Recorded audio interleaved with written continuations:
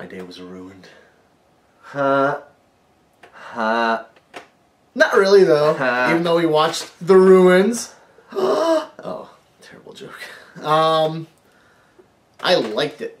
Yeah, I liked it better the second time seeing it. Did you see, when was the last time you saw it?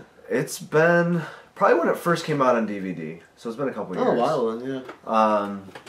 I wanted to see it when it was in theaters. I, for some reason, just did not make it out, and then, you know, wonder of wonders, I just haven't seen it until now. But I really enjoyed it. Yeah, it's... This, once again, reaffirms what one of our themes seems to be, is like, you probably shouldn't travel. Yeah. Traveling equals death. Stay in the U.S. Good thing we're not watching, like, Wrong Turn or something that involves traveling in the U.S., because then it would just be don't leave your house. Yeah. Tremors. Willard. Yeah. We'll just Friday the 13th, we'll just start naming horror movies now. So, I don't even know where to begin with this. It's, you know, basically the classic, you know, tourists will die in foreign land story. Yeah. Which has become popular nowadays with things like Hostel. and less Turistas. I would say less popular with movies like Turistas. But it's that, you know, it's just it's a classic fear people have about going outside one's, you know, home or comfort zone. And if this is any indication, I can see why you just don't want to hang out with man-eating plants. Yeah. I wasn't really sure what I mean, obviously it's some sort of ancient, biological creature or, you know, plant life, but I wasn't really understanding what the plants were doing, not that they need any kind of motive.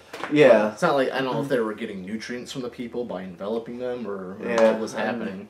I don't think it's one of those things where you're not really supposed to care. I don't think it doesn't really matter. It's just, they do it, and it's not good for us people. Yeah. And they can probably crawl by themselves too. Yeah, they move.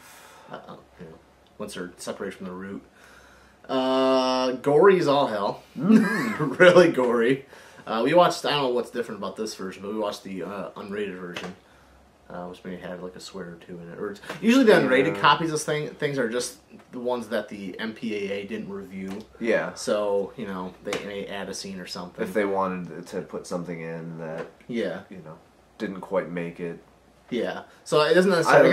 I'm thinking maybe some of the leg chopping off. Oh, it could be. Yeah, it could be. Had some extra. It could be legitimate, you know, a legitimate claim to unrate, to, you know, what... People usually think of unrated as meaning, you know, more boobs, more nudity, more gross stuff, more whatever. But really, all it means is this movie literally was not rated by the this version of the movie was not rated by the Motion Picture Association of America.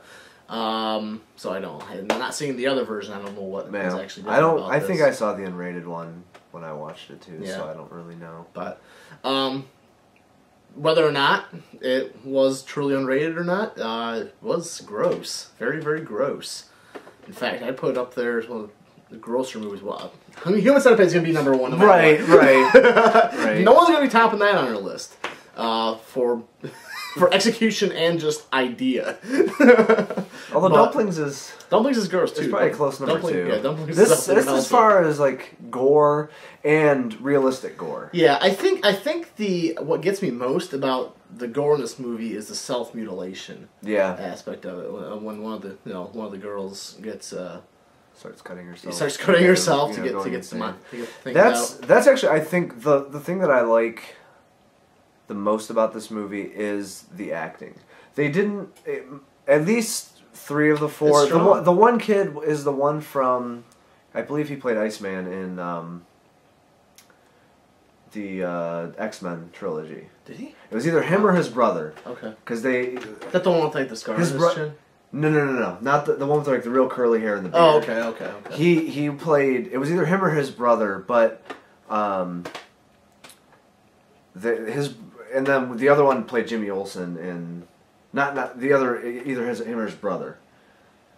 his brother. I think his brother played Jimmy Olsen in Smallville. Oh, in Smallville. And he played Iceman in the other one. Yeah. The other kid, he's been in a lot of indie stuff. I know him from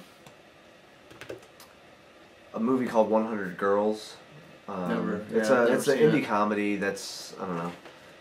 It's pretty funny. I like it. But I've always thought that he was a really good actor. He's been in some other stuff too, but that's kind of what I know him from. And like Jenna Malone is, she's just a really, really good actress. And the girl, the blonde, was in, the only other thing I've seen her in was She's the Man. Oh, I haven't seen that either. But I thought she did a really, really good job in this movie because I think she had the most demanding performance. I would say so. Yeah, she has to slip into some insanity there. But that's what I liked is that it wasn't your typical just kind of let's just get four buffoons that absolutely have some moderate acting ability. Their characters, you never really. Like a lot of times, there's a few characters where it's just like, okay, when's this person gonna die? But with these people, there's not really any bad. I mean, they're just having fun. Yeah, and it's not like they do anything stupid. I mean, they really their biggest crime is wanting to kind of seek out some underground culture, and some things that aren't actually there. It's not like they're really disrupting anything that they know of, and then she accidentally steps on the branch and stuff, and that's what I think I like the most is that I was really able to just connect with the characters in this movie as opposed to a lot of horror movies where there's not really they're very one dimensional kind of. There's the jock and the beauty queen and whoever, and these there was a lot of dimension to these. I agree. Like when the first half of the movie, when they're just not the first quarter of the movie, when they're still at the resort and they're going out to the ruins.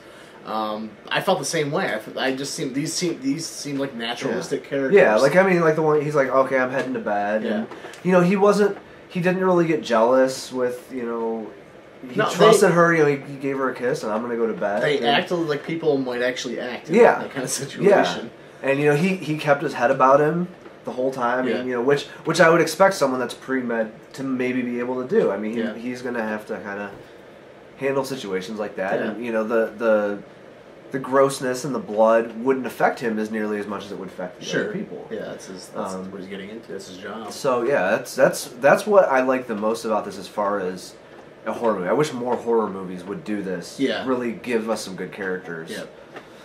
Yeah, I always like a naturalistic movie, especially a horror movie, where people are people, and they act like people do in very extreme situations, and not the cliched way. Yeah. People go nuts and start turning on each other. Oh, that would happen too, but yeah, which they started doing. But in this situation. I mean, it was a natural progression. Through their situation. Yeah, and that's just good writing. Just characters act according to the situations and their and who they are. So, and they're all good people too. No one was an ass. Right. Yeah. Right. And I'm glad they shied away from the stereotype of it was American. It was an American movie set in set Mexico. Mexico, yeah. And usually the foreigners are portrayed as party animals or sex crazed or people always trying to hook up. No, not in this one either. Because their German companion was the same as them, really. Yeah, just a nice guy who got his legs cut off. Happened that's like it's not they're going crazy, but it's like it's a trip to Mexico and they're college students and they're not going overboard and crazy stupid, but I mean they're still having fun and it's really, really believable. So other than the crawling plants, but sure, even those are kind of there's a few scenes where they're a little bit very, very that's CGI-y, and there's other ones where they're believable. I'm thinking of the flowers that actually mimic sound. I wonder if that's based on some sort of biology. I don't know. So we know the Venus flytrap. There's your homework. Yeah, you'll see if there's any plants that make noise.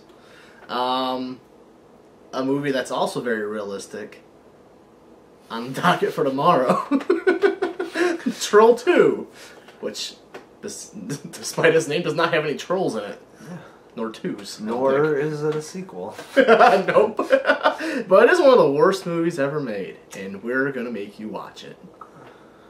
We're evil. Well, you have to watch it too, though. I know. I've seen this before. You haven't seen it before.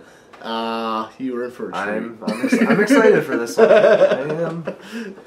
Alright, so go find Troll 2. It's everywhere. In fact, you don't even have to pay for this one. You can go to Hulu and watch it. It is everywhere. I think even Google Videos has it. Probably. So go find it. And if treat yourself to a documentary, too, if you can get your hands on it. Or if you can go, if it happens to be playing in your local city.